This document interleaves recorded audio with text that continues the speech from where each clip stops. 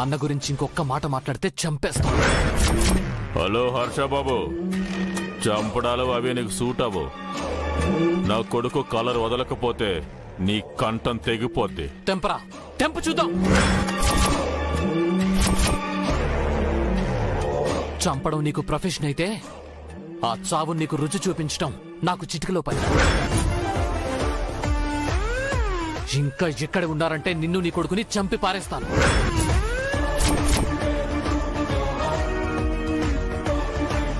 అరే హర్షబాబుకు భలే కోపం వస్తుంది. సరే అలాగే కాని కాసేపు అలాగే పట్టుకుంటే ఎస్ఐ గారు వస్తారు. మ్యాన్ హ్యాండ్లింగ్ కింద అరెస్ట్ చేస్తారు.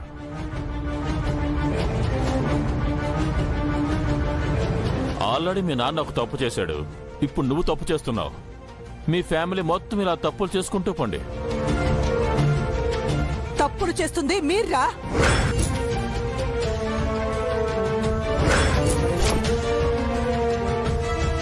ఏవండి, మీరు రండి రండి. ఒక ఆడపిల్లకి అన్యాయం చేశారు,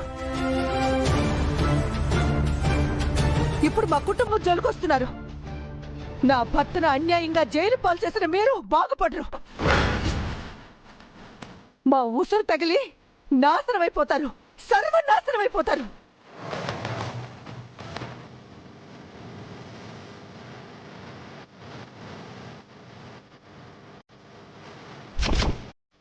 అరే సాఫ్ట్గా ఉండే సుమిత్ర గారు కూడా శాపాలు పెడుతున్నారే. చూడమ్మా సుమిత్ర, నేను నాశనం అవను, నాతో పెట్టుకున్న వాళ్ళు నామ రూపాలు లేకుండా పోతారు.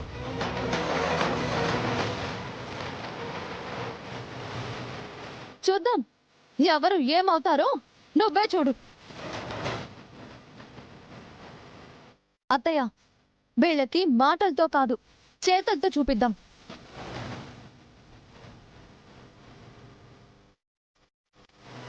పదండి.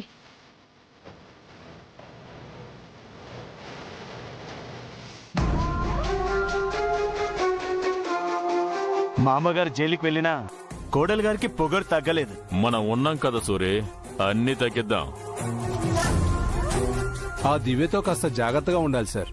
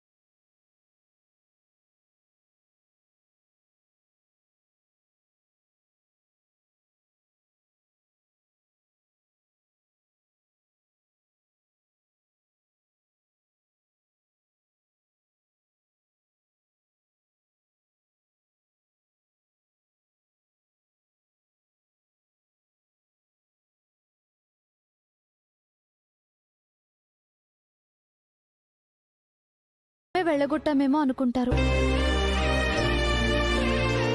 మావయ్య తిరిగి వచ్చేంత వరకే కదండి, ఎలాగోలా సర్దుకుపోదాం.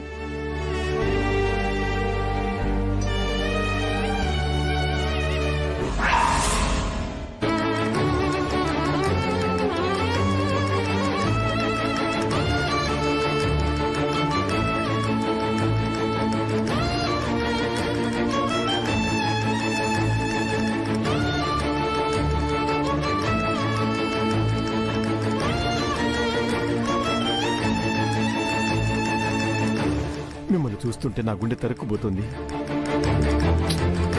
పాపం, మీలాంటి మంచి వాళ్ళకి, ఉత్తములకి రాకూడని దుస్థితి వచ్చింది. ఈ రోజు నుంచి మీరు ఎండకు ఎండాలి, వానకు తడవాలి, చలికి వణకాలి, రాత్రిళ్ళు దోమలతో కుట్టించుకోవాలి. పాపం కదా.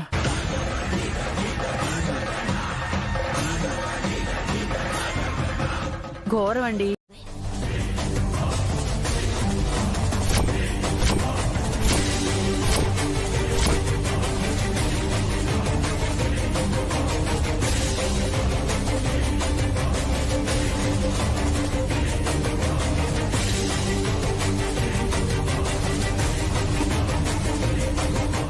ఓ, పని పిల్ల కూడా మీతో చేరిందే.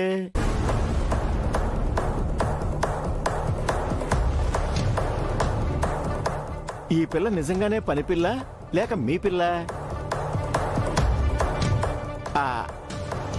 అయినా నాకెందుకులే.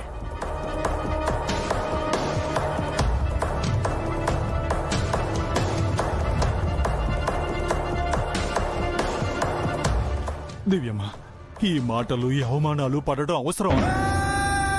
హబీబాబుతో ఒక్క మాట చెప్తే మిమ్మల్ని ఆనందంగా తీసుకువెళ్తారు. మీకు అన్ని సదుపాయాలతో కూడిన పెద్ద పెద్ద బంగ్లానే ఇస్తారు. వద్దు చారుకేశ, చెడు పుట్టింటికి చేరకూడదు అంటారు. ఏ రోజైతే నేను ఇంట్లో అడుగు పెట్టానో ఇక ఇదే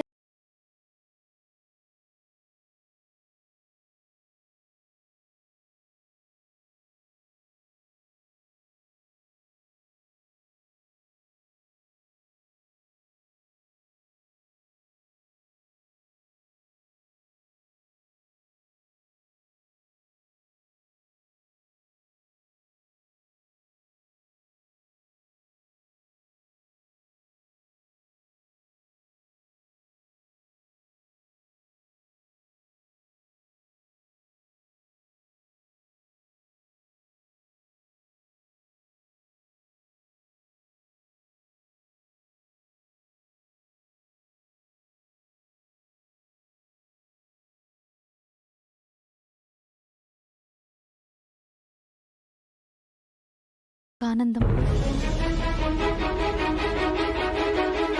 మంచి మాట చెప్పావమ్మా. నేను కూడా నీలాగే ఆలోచించి ఈ ఇంట్లో ఉంటున్నాను.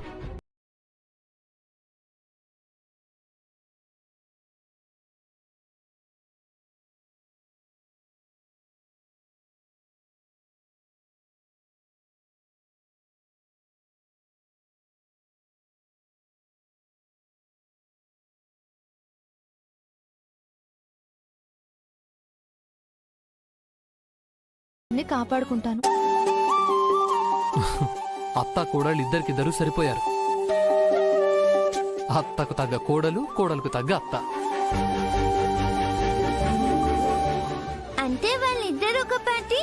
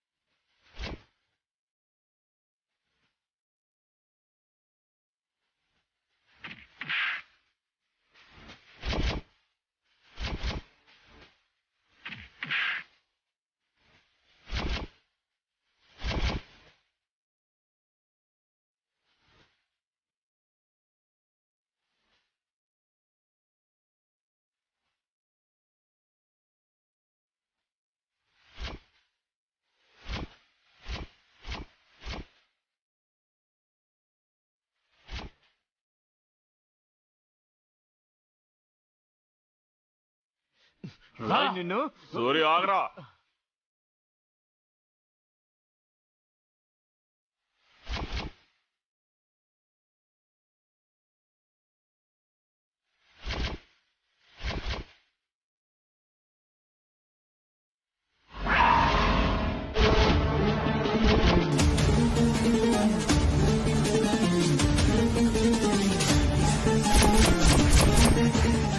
సురేష్, వీళ్ళు కావాలనే మనల్ని రెచ్చగొడుతున్నారా?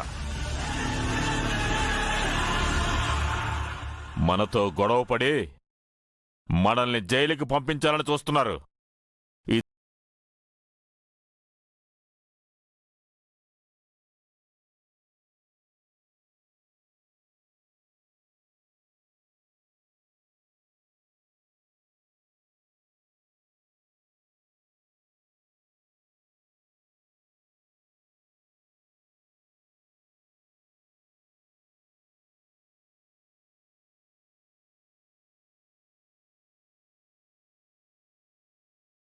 ఇంకా ఎన్ని తప్పులు చేస్తారు? వాళ్ళని ఇంటి బయటికి కాదు, వీధి బయటికి గెంటాలి.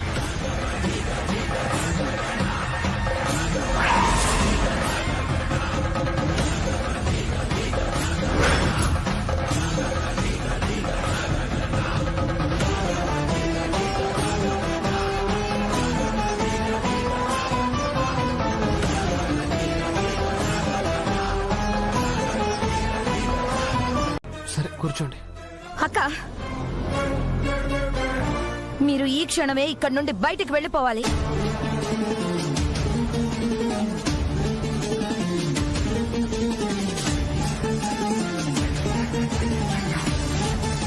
ఎందుకు ఎందుకు పిన్ని?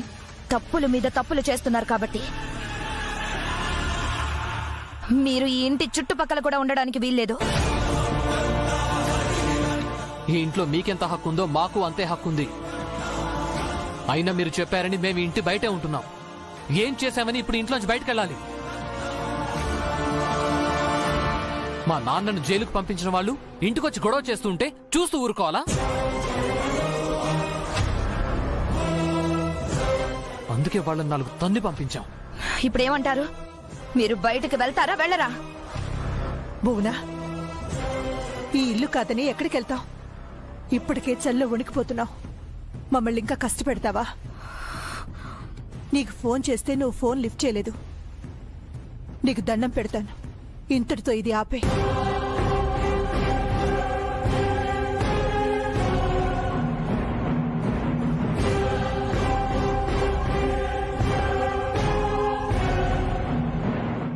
ఛీ, మీకిలా జరగాల్సిందే.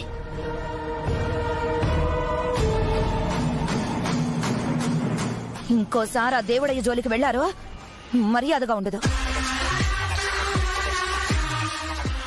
మీరు వాళ్ళని కొట్టడం, వాళ్ళు ఇంకేదో చేయడం, మేము బాధపడ్డాం. మీకు ఇదే చెప్తున్నా. ఈసారి ఏమైనా చేశారంటే మిమ్మల్ని వీధిలోకి ఖచ్చితంగా గెంటేస్తాను.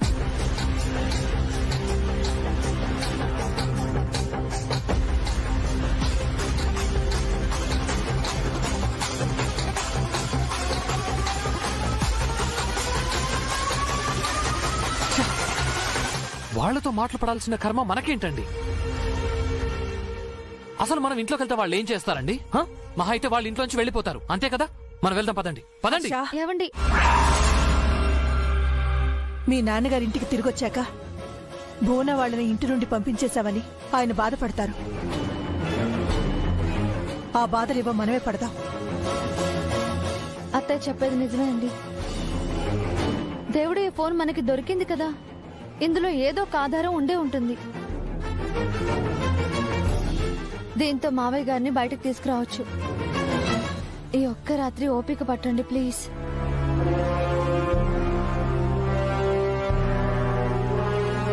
ప్లీజ్ అండి, కూర్చోండి, మీరు కూర్చోండి.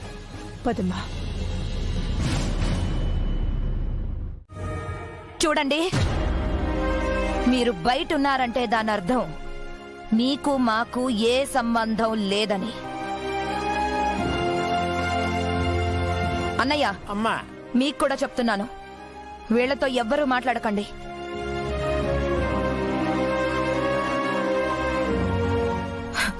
మాట్లాడాలనుకుంటే మీరు కూడా వీళ్లతో బయట ఉండాల్సి వస్తుంది.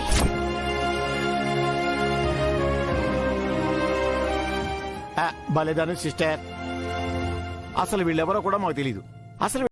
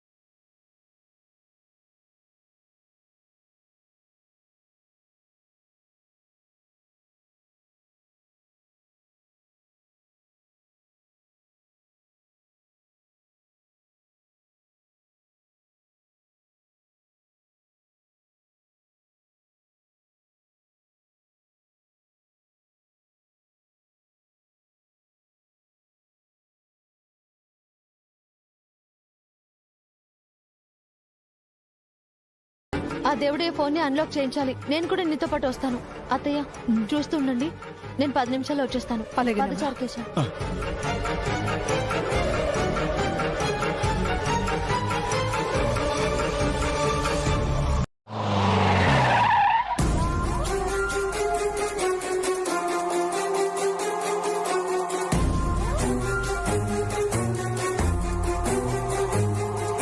పార్టీని ఇక్కడికే రమ్మని చెప్పానే, ఇంకా రాలేదేంటి?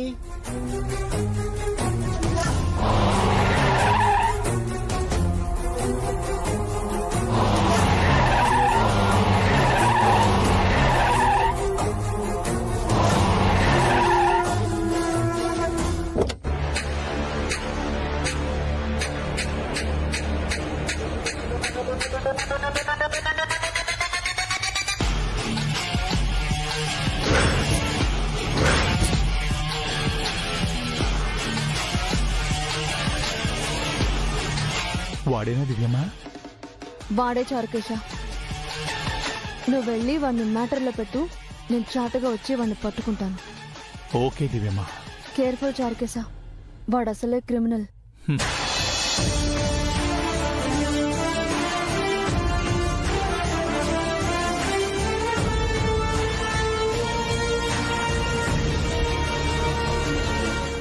Hello mister Somashekar.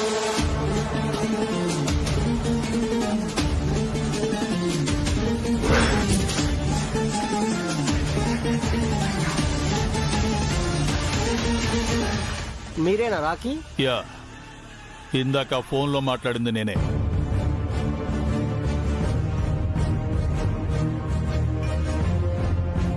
మిమ్మల్ని ఏ పబ్లోనూ చూసినట్టు గుర్తులేదే. మీకు కొంచెం మెమరీ తక్కువ అనుకుంటాను.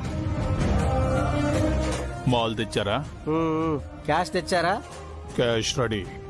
5 CR. Where is mall? ముందు నాకు క్యాష్ చూపించండి. కాదు, ముందు మాల్. నన్నే నమ్మట్లేదా? నన్నే మీరు గుర్తుపట్టట్లేదు కదా. సరే, ఒక్క నిమిషం.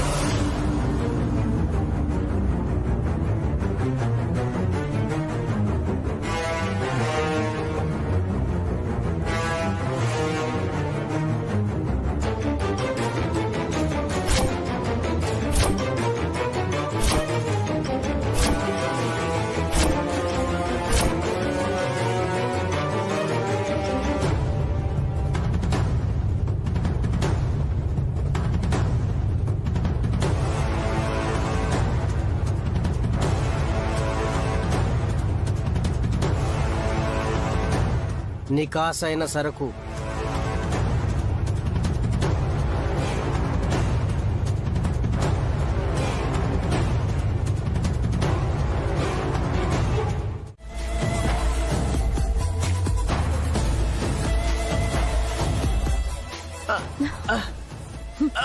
రండసే గారు, వీడే స్మగ్లర్.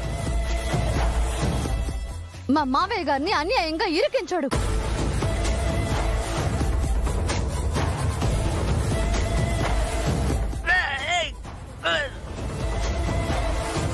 ఫస్ట్ అతను వదలండి. వదలమని చెప్తున్నానా?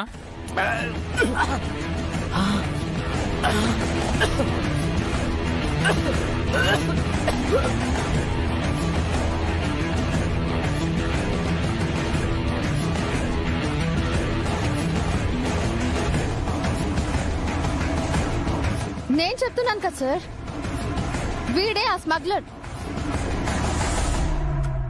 కావాలంటే వీడి కార్లో డ్రగ్స్ ఉన్నాయి, చెక్ చేయండి. లేదు సార్, నేను రియల్ ఎస్టేట్ బ్రోకర్ని.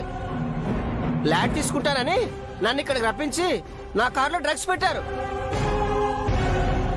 కేసు ఒప్పుకోమని కొడుతున్నారు. లేదు సార్, వీడు అబద్ధం చెప్తున్నాడు. లేదు సార్, వీళ్ళే అబద్ధం చెప్తున్నారు. కావాలంటే ఇతను గెటప్ చూడండి.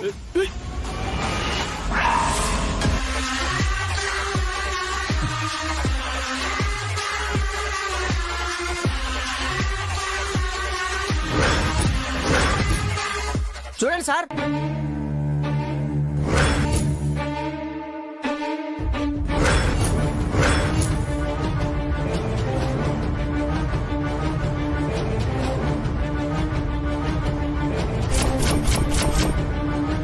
ఏంటే ఈ అవతారం?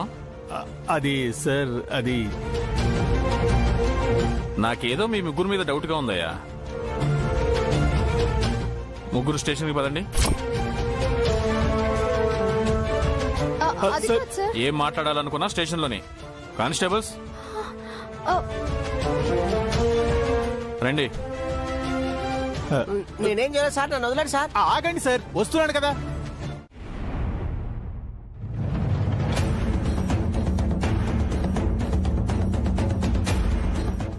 సార్ నమస్తే సార్.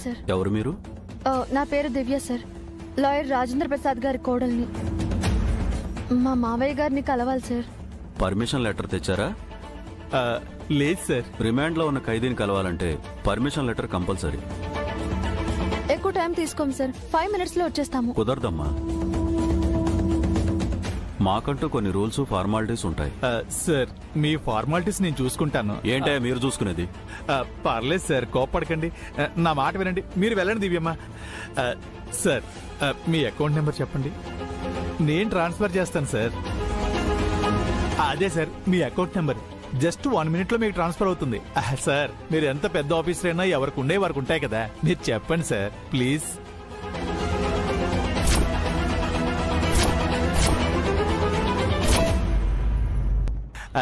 అయిపోయింది సార్. మీరు వెళ్ళండి. Thank you so much sir.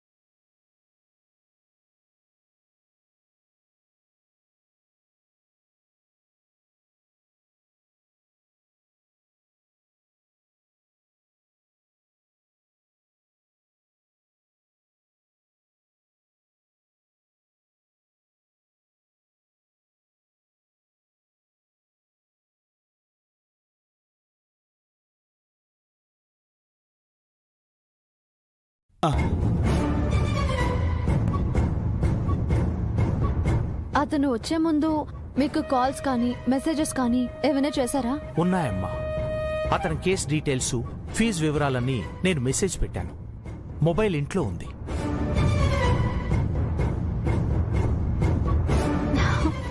ఆ ఒక్క ఎవిడెన్స్ చాలు కదా మావయ్య. మిమ్మల్ని బయటికి రప్పిస్తాను. ఆ దేవుడయ్యని లోపల వేయిస్తాను. మీరు ధైర్యంగా ఉండండి. చాలా థ్యాంక్స్ అమ్మా. నేను నీకు రుణపడి ఉన్నాను. ఇది నా బాధ్యత మావయ్య.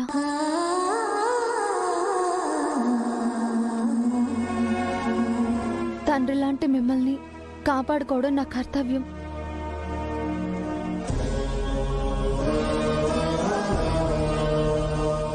వెళ్ళొస్తాను మావయ్య. ఫోన్ ఎక్కడా? నా రూమ్ లో ఛార్జింగ్ పెట్టాను మామ్. ఎందుకు? అందులో డాడీ స్మగ్లర్ కేసు గురించి చెప్పిన చాటింగ్ ఉందట. అది పోలీసులకి చూపిస్తే మీ డాడీని నిర్దోషిగా వదిలేస్తారట.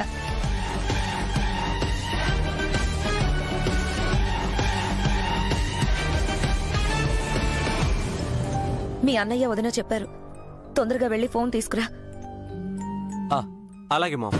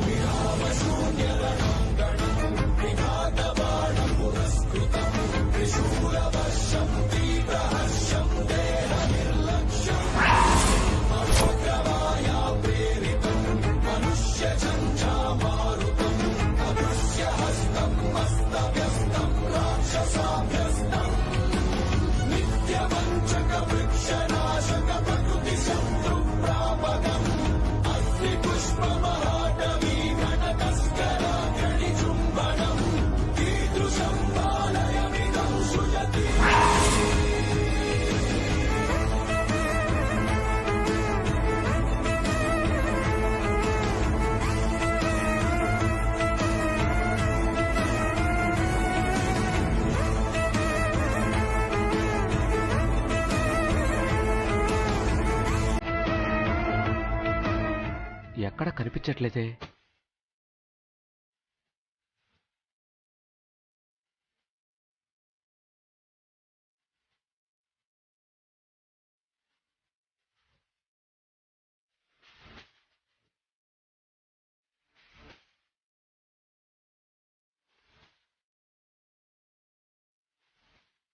స్విచ్ ఆఫా? ఫోన్ ఇక్కడే పెట్టానే. లేదేంటి? ఏమై ఉంటుంది?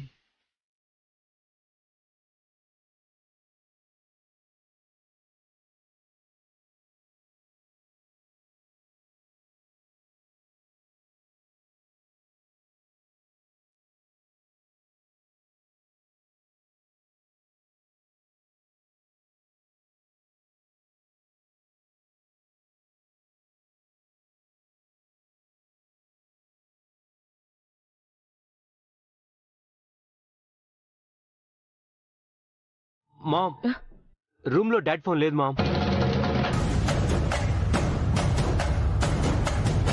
రూమ్ లో ఫోన్ లేదా?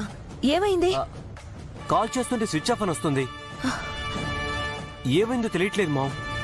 మాకు మావయ్య గారి ఫోన్ కావాలి. స్మగ్లర్ తో కేసు గురించి చాటింగ్ చేసినట్టు నాన్నగారి ఫోన్ లో ఎవిడెన్స్ ఉందంట. అది పోలీసులకి చూపించామంటే మావయ్య గారు నిర్దోషి అని ప్రూవ్ అవుతుంది అత్తయ్య.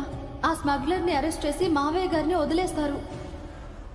అదే వాళ్ళ ప్లాన్ అయితే వాళ్ళ అంతు చూస్తాను.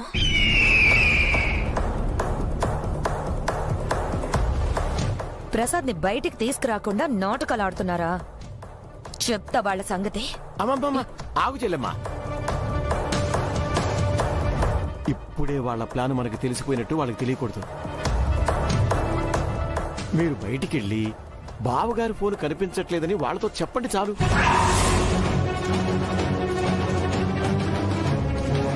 అవునత్తయ్య, ముందే మీరు గొడవ పడితే తర్వాత వాళ్ళ ప్లాన్ ఏంటో మనకు తెలియకుండా పోతుంది.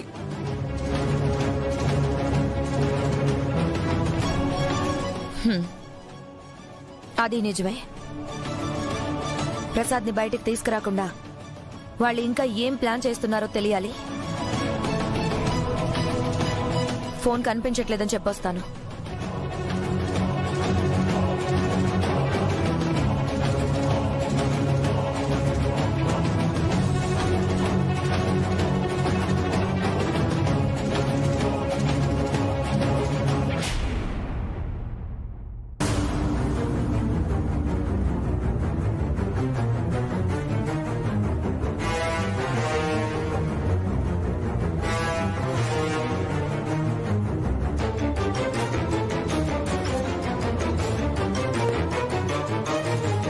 ప్రసాద్ ఫోన్ ఇంట్లో కనిపించట్లేదు దివ్య.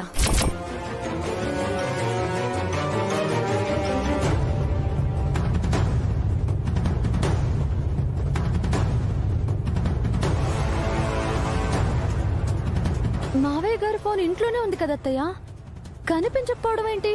దీపు ఇల్లంతా వెతికాడు. ప్రసాద్ ఫోన్ కి కాల్ కూడా చేశాడు.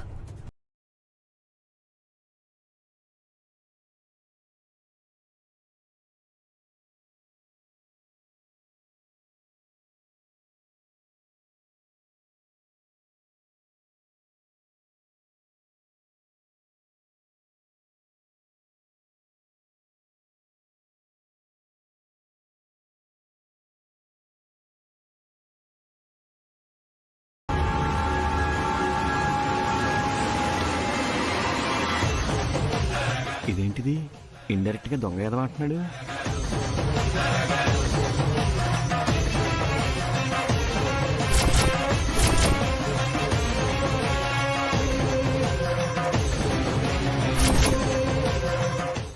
ఏమయ్యా సెంట్రీ, కలుగులో నుంచి ఎలక బయటికెళ్ళిందా? ప్రసాద్ సార్ వెళ్ళిపోయారు సార్. అయితే మన పని కానిద్దామా నాన్న?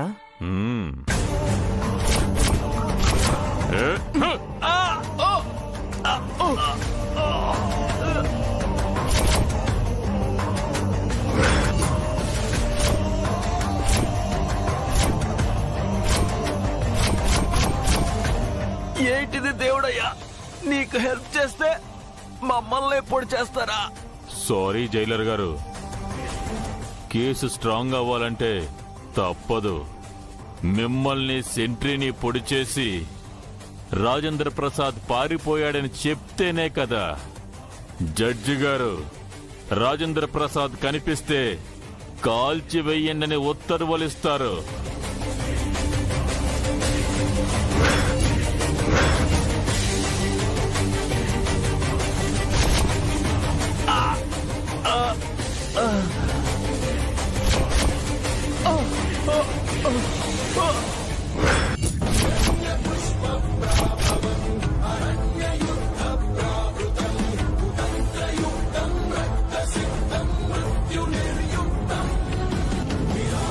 నువ్వు ఆ ఎస్ఐకి ఫోన్ చేయి సురేష్.